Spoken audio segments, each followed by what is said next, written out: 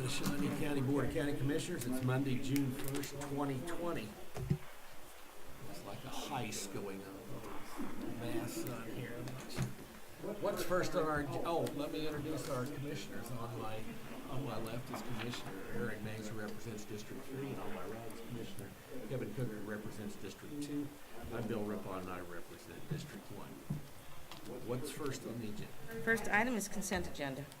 I move that we approve the consent agenda. Second. Motion's been made by Commissioner Rippon, seconded by Commissioner Mays. All in favor say aye. Those opposed, motion carries 3-0. Next item. Item 4, new business A, County Clerk number 1, consider all voucher payments. Commissioners, this morning we have vouchers that total $1,451,768.75. The highlight out of that voucher report, the highest is the JADO contributions received from the sales tax. That was $631,751.79, and those were paid into the JADO fund. The second highest is payroll expense, $594,176.59. Those two then are followed up by the health insurance premium for employees of $81,226.15. Holding accounts with the state of Kansas, $33,796.67. Those four items really make up the bulk of the voucher report. I have had all my questions answered. I do not have any further questions. Would move for approval. Second. Motion's been made by Commissioner Cook, seconded by Commissioner Mays. All in favor say aye. Those opposed, motion carries 3-0. Next item. Item A2, consider correction orders. I move that we approve the correction orders. Second. Motion's been made by Commissioner Rippon, seconded by Commissioner Mays. All in favor say aye. Those opposed, motion carries 3-0. Next item. Item B, emergency management number 1, consider authorization and execution of contract C-195-2020 with the Northeast Kansas Homeland Security Council for fiscal year 2017 for the transfer of grant-funded equipment, 2 Dell Latitude 550 laptops in the amount of $2,720 to emergency management. Good morning, Commissioners. Aaron Mahan, Shawnee County Emergency Management. As was stated, we have had 2 Dell laptops, computers that are owned by the Northeast Regional Homeland Security Council. They've asked we take care of those for them and they be transferred to us. We would be responsible for all maintenance costs, software updates, and of course they are available as a deployable asset in case another region or another department or agency may need them in the response to another incident or disaster. This does come at no cost to Shawnee County. I stand for any questions. I don't have any questions. I would move for approval. Second. Motion's been made by Commissioner Cook, seconded by Commissioner Rippon. All in favor say aye. Those opposed, motion carries 3-0. Thank you, Aaron. Thank you, Commissioner. Next item. Item C, information technology number 1, consider authorization and execution of contract C-196-2020, a 2-year agreement with White Source Software, Inc. for software vulnerability scanning software services at a cost of $3,800 to be paid in 2020 and $3,800 to be paid in 2021 from the IT budget. Good morning, Commissioners. Pat O'Bland with the Information Technology Department. This service from White Source is a scanning utility that allows or provides the service of scanning for software libraries for vulnerabilities that may be present in the code that we use to build our applications. Our software developers, when they're building code, don't develop everything from scratch. We often include pieces of code from other sources, software libraries. Those software libraries can have vulnerabilities in them, and this service goes through and analyzes those software libraries for those vulnerabilities before we use them. And as we're compiling our code, it will throw warnings for us that says, this is a piece of code that you might want to take another look at or use a different library for, just to be on the safe side. So it's an important security aspect of our code development process. So I would like to go ahead and enter into an agreement with White Source for 2 years of service, paid for out of the 2020 and 2021 IT budget.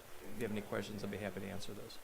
So this looks for weak spots in these Vulnerabilities. that can be hacked or Yes, if the piece of code that you're using has a known vulnerability, like a weakness that a hacker can exploit with some of the known software tools that are out there for hacking, we will be alerted to that before we implement that software library into our code. So it adds a really important layer of security to our software development process. Any questions? Sounds like a worthwhile expense. I'd move to approve. Second. Motion's been made by Commissioner Mays, second by Commissioner Cook. All in favor, say aye. Those opposed, motion carries 3-0. Item C2, consider approval of request allowing the sole source purchase through Optiv of a checkpoint firewall, $3,060, and implementation services up to $5,000 with funding from the Shawnee County Clerk's Technology Fund.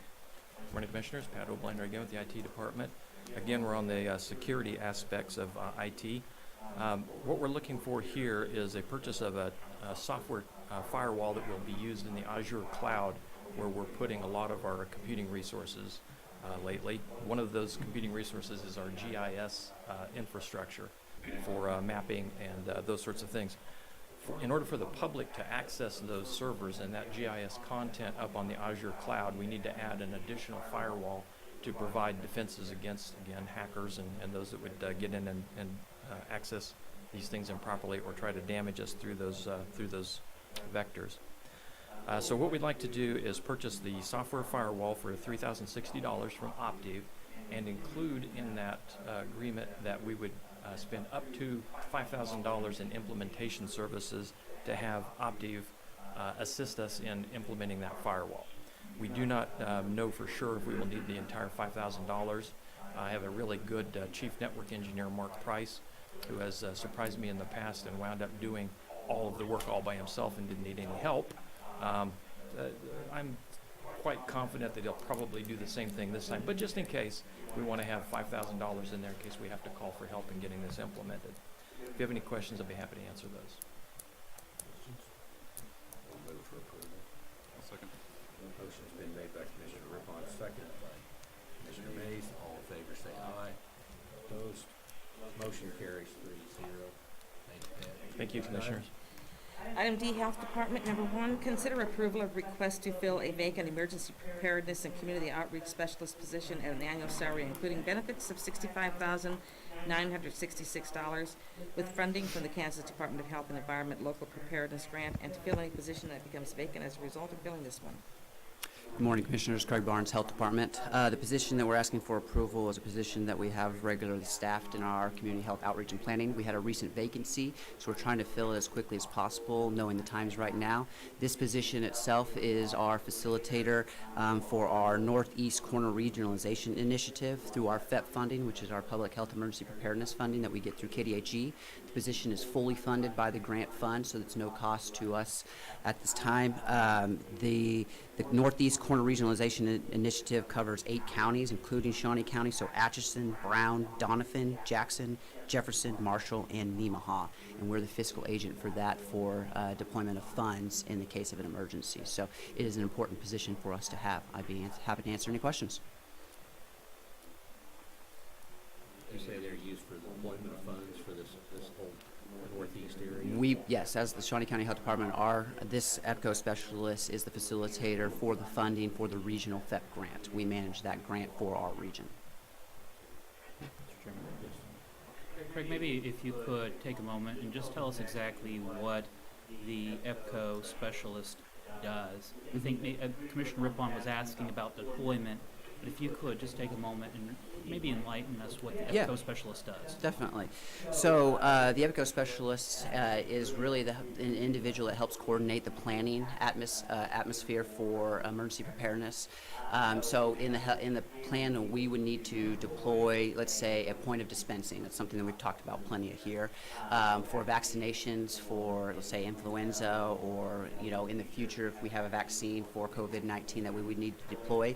This position helps coordinate the planning aspect and preparedness aspects for those regional partners, utilizing some of our resources, doing additional training. We are the liaison between KDHE and the training that they allow, or not allow, but put together for us. And then this position will work independently and then together quarterly with the partners within the region to deploy either assets that we might help manage for them, funds that we get through KDHE for supplies and materials if we need to stand up a pod, or any other preparedness activities and community outreach. So I'm focusing a little bit right now on the kind of the pandemic side of things, but this would be for severe weather things that we would need to, any types of emergencies that also deal within the realm of public health. So if there's a vaccine, we would be potentially helping deploy that vaccine to Brown County.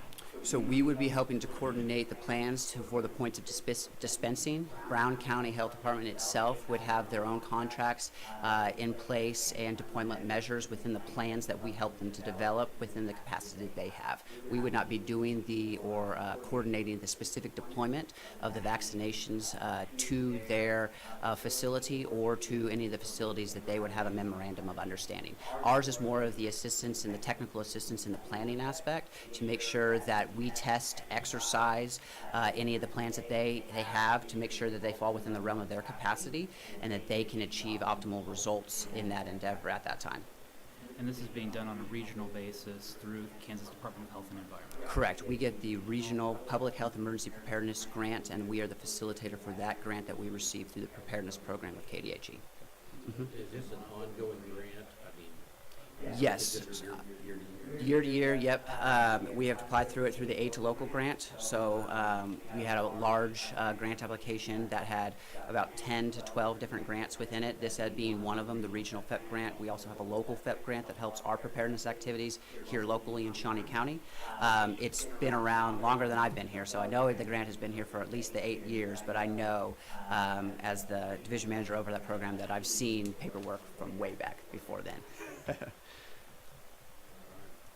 I'll move for approval. Second. Okay. Motion's been made by Commissioner Cook, seconded by Commissioner Mays. All in favor, say aye. Those opposed, motion carries 3-0. Thank you, Commissioners. Next item. Item E, Sheriff's Office, number 1, consider approval of request to post and fill 2 Office Manager 1 positions. One is a reclassification from an Office Manager 2, and the other position is a reactivation of a previously closed position at an estimated maximum salary, including benefits of $58,443.32, with funding from the department budget. Good morning, Commissioners. Major Hubler with the Sheriff's Office. This is to fill supervisory position on both first and second shifts in our records unit, which handles all the paperwork that comes from the Sheriff's Office, which is quite substantial. Our last supervisor in there retired after 30 plus years of service, and we just need to get those positions filled. I'd be happy to answer any questions. Questions? None from me. I'd move to approve. Second. Motion's been made by Commissioner Mays, seconded by Commissioner Griffon. All in favor, say aye. Opposed, motion carries 3-0. Thank you. Thank you. Next item.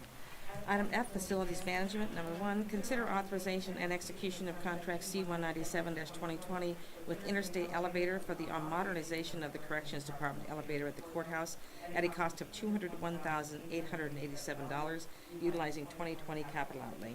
Good morning, Commissioners. Bill Kroll, Facilities Maintenance Director. This contract will upgrade the inmate elevator to a level where it'll be operational and used probably for at least 20 to 25 years. It never has been updated since the building opened back in the 1960s. This particular upgrade will give us complete modernization of it with all new relays, all the stuff that people touch. That is what breaks down more often. It does retain the original elevator machine, which is in excellent shape. We had PKMR Engineering investigate that. There was a letter attached from them saying that this looked like the best option for the county and does save us $150,000. So, answer any questions you might have on this. Bill, if the inmate elevator was to be inoperable, or while it's inoperable, we're needing to transport the inmates to court hearings through the public elevators or the stairwells, and this is going up to the 4th floor, so public elevators most likely. And when we do that, we need to make sure there's security on those elevators so the public are not exposed. Is that kind of... That's correct.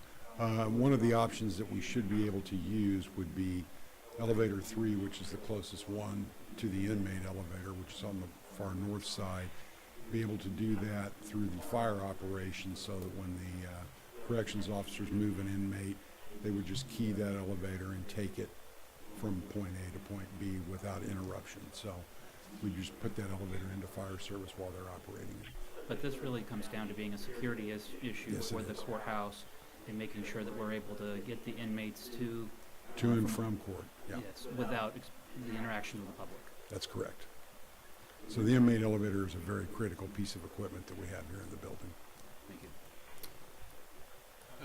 you. Bill, I'm pretty sure I already know the history, but could you just explain briefly?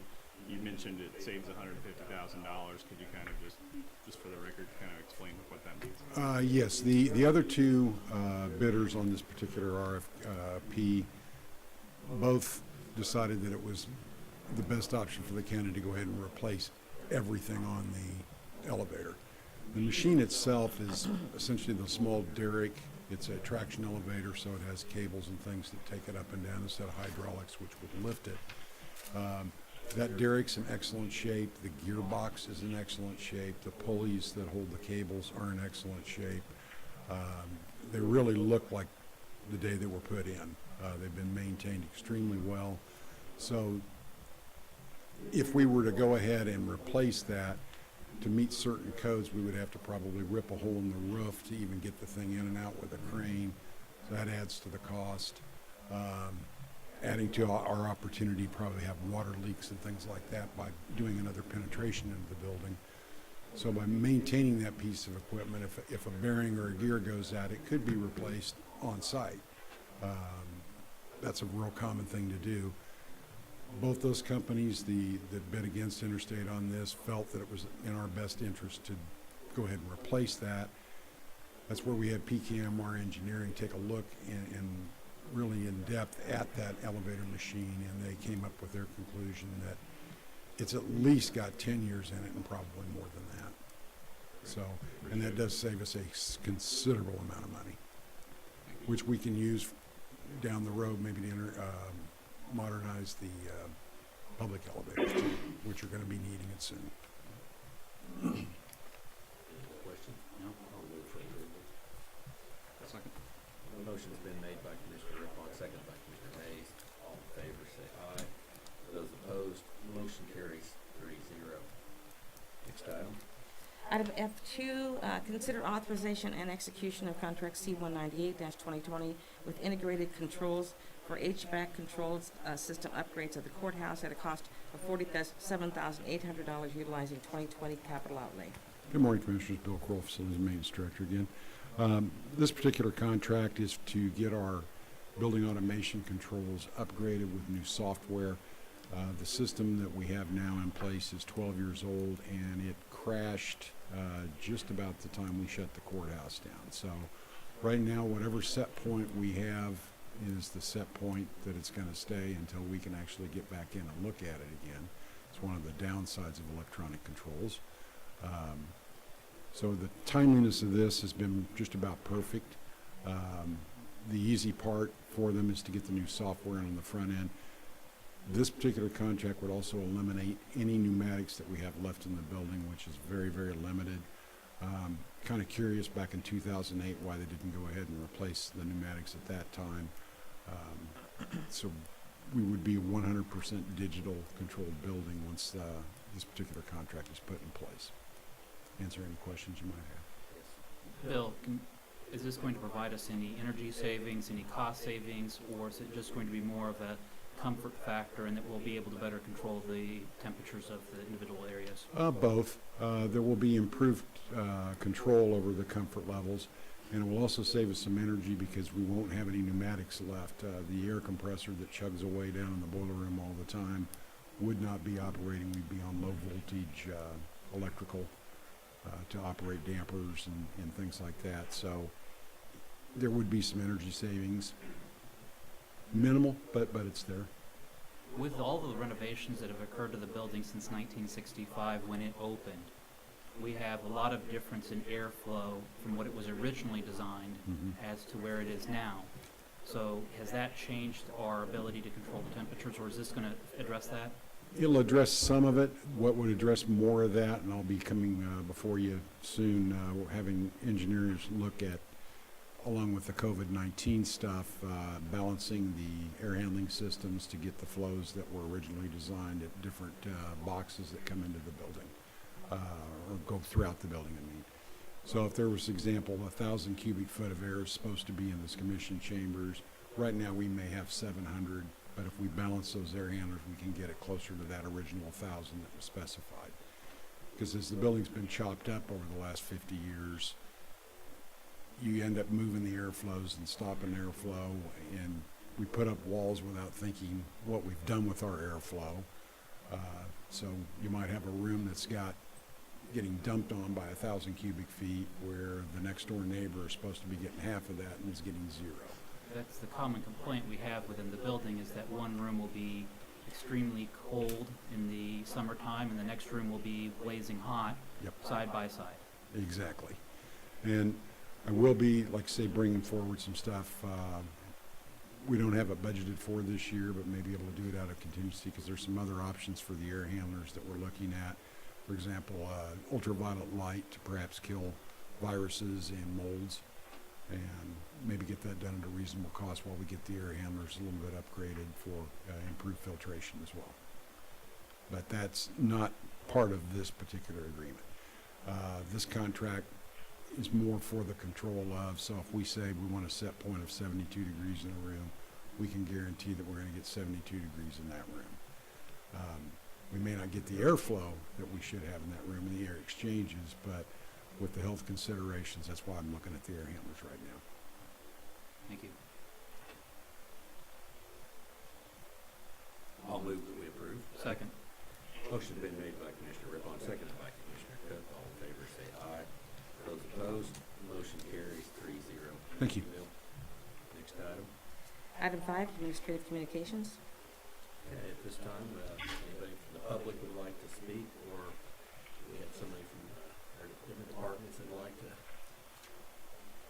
speak, come forward. Good morning, Commissioners. Aaron Mahan, Shawnee County Emergency Management again. Just as we've talked about severe weather in the past and being prepared, being ready for if we do happen to get some, we are still in severe weather season. However, we are now kind of moving out of the cooler and into the frying pan, if you will. Temperatures are shooting up.